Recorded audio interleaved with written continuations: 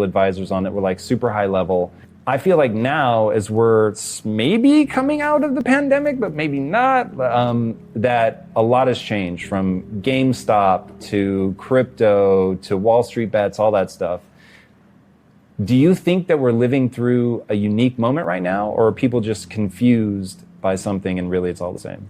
It's definitely a different situation. If you think about where we were in 1999, 2000 with the tech boom, 2008, 2009 with the housing bubble, and now people will look back at this time as well. So we have super low interest rates. We have a bunch of people on Reddit moving markets. Literally, they shut an investment firm down. Yep. We have crypto making huge news up and down. And we also have a lot of people with changing jobs. So what does it mean for the average person?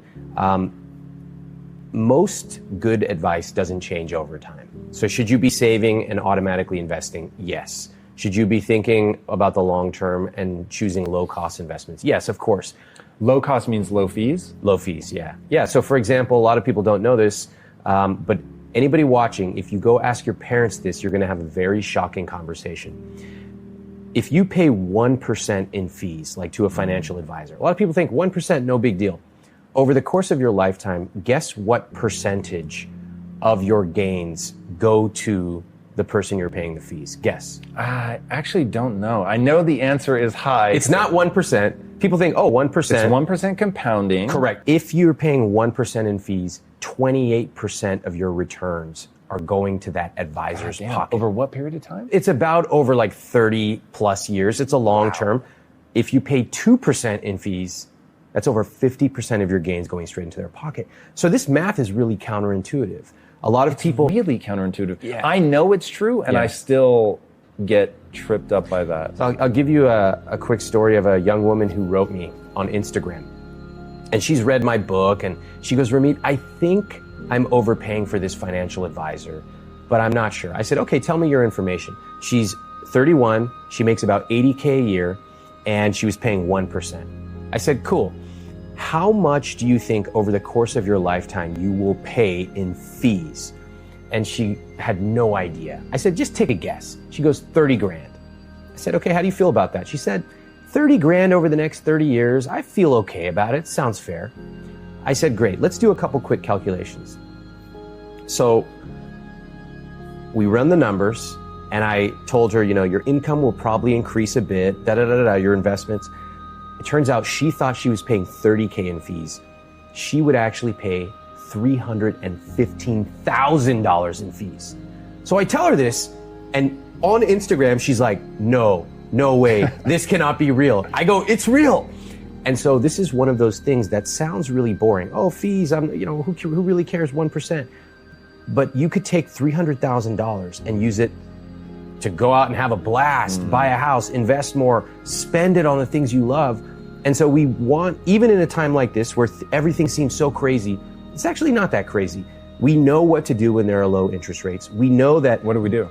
Well, I actually don't know. I am horrendous at investing money. Yeah. And I'm good at making money. Yeah. I'm not good at investing money. Well, you don't have to be that good. Are you good at breathing oxygen? Yes. Okay. I'm practiced anyway. Exactly, because you've done it a ton of times. You don't think about it. Great investing is not sitting there looking at some Bloomberg terminal and choosing the right stock. It's actually quite boring. It is setting up automated investing. It's having the money flow where it needs to go automatically. And if you do it right, you don't even think about it. You spend less than 1 hour per month on your investments. So here's what I find interesting about you, and this is the reason that I always love spending time with you. You're very practical. It's the advice that people should do. You also have a psychology background, so you know why people don't end up doing it. Yeah. The theme that I find most interesting right now is how much things have changed. So it's interesting to hear you echo that they really have changed. From the things that I get involved in, it may seem even more sort of dramatically different than it really is, but I'll walk you through some of the things that I think you're up against with this very sage advice. Yeah. But we're living in a moment now where investing is attracting younger and younger people. They have a sense the system is broken.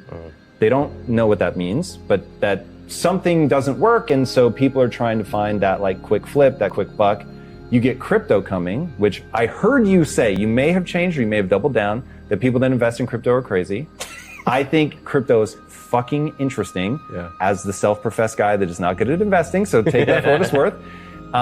But there's something happening now between crypto, between GameStop, Wall Street bets, the way that like the collective of people can fuck up hedge funds. Like there's something going on right now where there's a casino mechanic and people are getting really into this casino mechanic, like even NFTs, which I don't think of as an investment vehicle, but I am very excited about as a technology. But that's drawn me into this world where I see just a gaggle of people treating it like a casino, essentially. Yeah.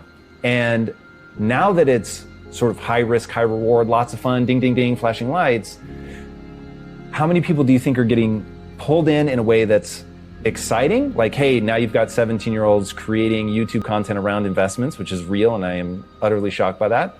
And how much of this is like, oh my God, we're heading towards a cliff? That's a great question. Okay, let me start off with what happened with my first investments. So here it is, it's around 1999, 2000. Everybody thinks they're a tech genius. You put money in any stock, it goes up 26% the next day. So what do?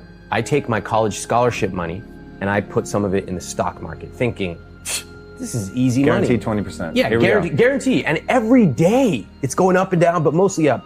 Was there massive euphoria? I wasn't focused on this at all at this time. Yes, everybody was, everybody believed they're a genius. So in a bull market, everybody believes they're a genius. And they all say the same phrase. This time it's different. So funny. It's such a funny phrase that in the investment world, people make fun of it. They're mocked because it's never different. It's actually the same thing. Bubbles expand, but over time, they mathematically cannot continue. So here we have people making millions of dollars who would otherwise be working in a parking garage, and they are giving stock tips out and telling everybody, you gotta get into this, JDSU, this, all kinds of stuff. So I take my college scholarship money, put it in the market, and I very quickly lose half the money. Because of the crash? Yeah, or because of the crash. And so what happens is I realize, oh my God, I'm not as smart as I thought. It's not easy to become a millionaire through investing in 2 weeks. And so here is where there was a pivotal moment. One, I could have doubled down and said, I just picked the wrong stock. Let me pick another stock. This is very similar to what you hear with people in the crypto world. Well, my investment, quote, investment dropped 50%, but I got to do this coin or that coin, etc. What I chose to do is go a different route and say, you know what? I don't think I'm that smart about investing. And I actually want to learn how fundamental basic investing works. So things like low cost, long term, things like reading about John Bogle's philosophy, etc.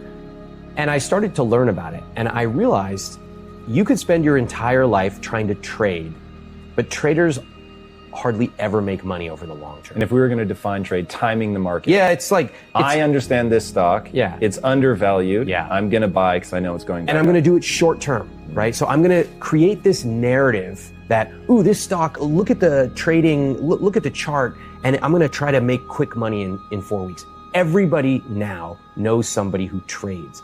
Those people almost all lose money. You'll notice they're your best friend when they're making tons of money. Hey bro, I made 600% in this stock. When it goes down, you don't really hear from them, okay? That's called survivorship bias. Those people simply disappear, but they're really loud when they're making money.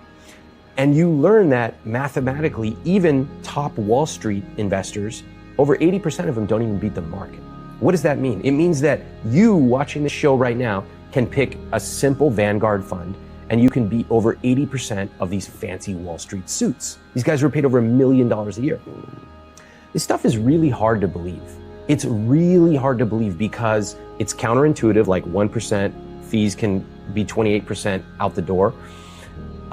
People also don't understand compound growth. So for example, a lot of people right now are really dissatisfied. Hey, I don't have enough money. I'm not gonna ever be able to afford a house. And so therefore, I'm going to have to invest in these high-risk investments that are pure speculation. What's really happening there is they don't understand how compound interest works in 1 year than the last 20 years combined. Because of compound doubling. interest. Yeah, Right. because of how it works. So is it really as simple as 1 doubling to 2 isn't very interesting, 2 doubling to 4 is not very interesting, but when you start getting to 1,000 doubling, that becomes real interesting real fast. And it happens. And we know the math. If you plug in your numbers to a compound interest calculator, you can predict essentially down to the month and year when you will become a millionaire. And does that calculate a doubling every 7 years, or is that a made-up thing? No, you can change your assumptions. I generally choose a 7% return rate, 7 to 8%, because historically that's what we know happens, and that factors inflation in. So at roughly 7 to 8%, your money's doubling approximately every 10 years. And people are going to get that by putting it in the stock market and letting it forgetting sit there about it.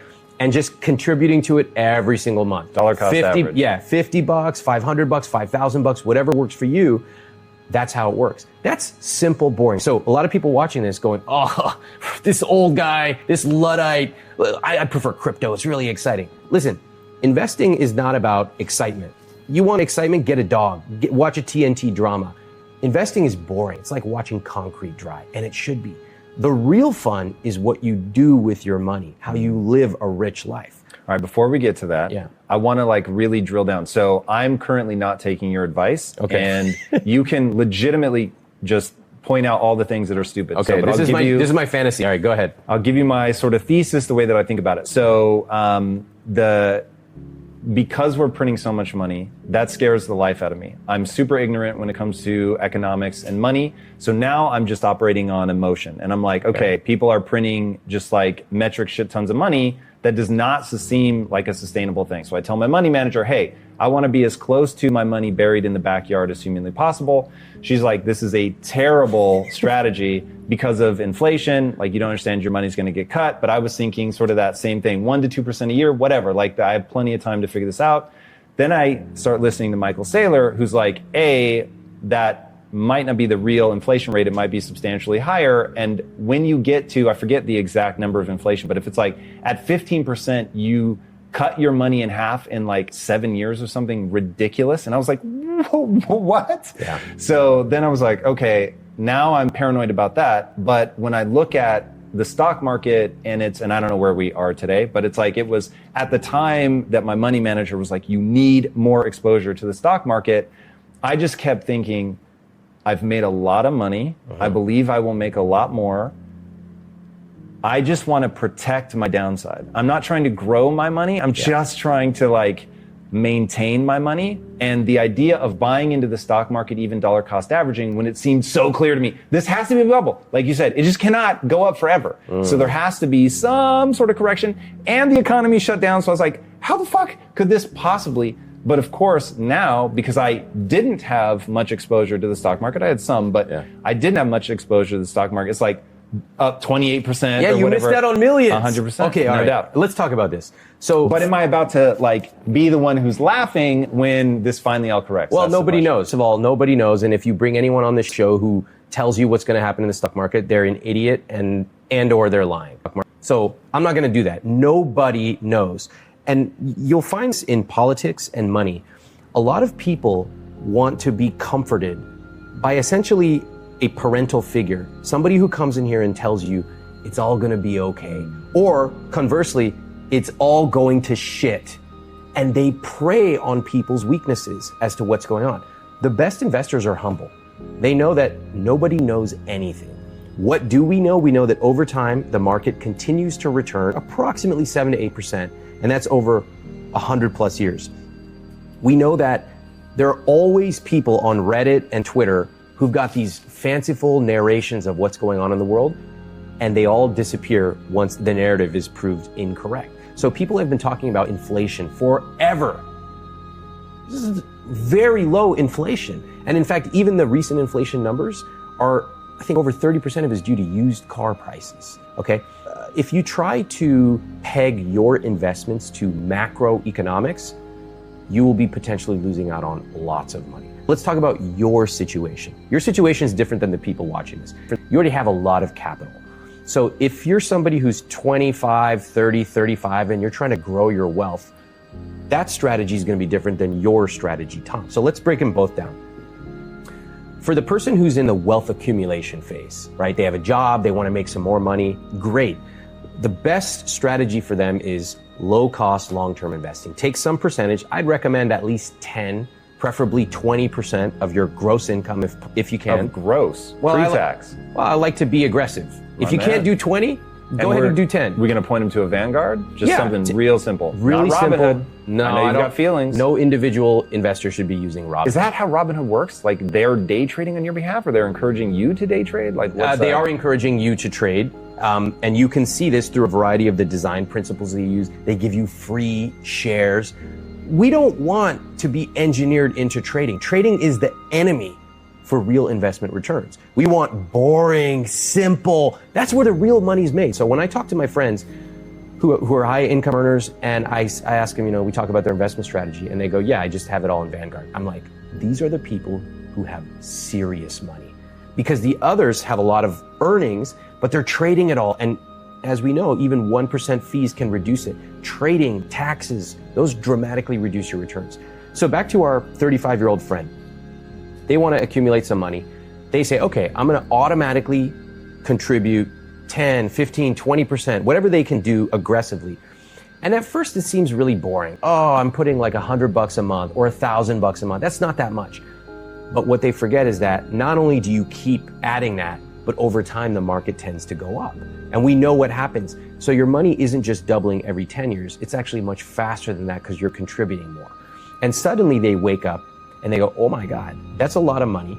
And in 3 years, I'm going to have more money from that than I get from my job. Wow, now you have some serious opportunity. You can choose whether to work there, start a business, go part-time. Are there different Vanguard account types? Yeah. So the thing that I really like for simple investments is called a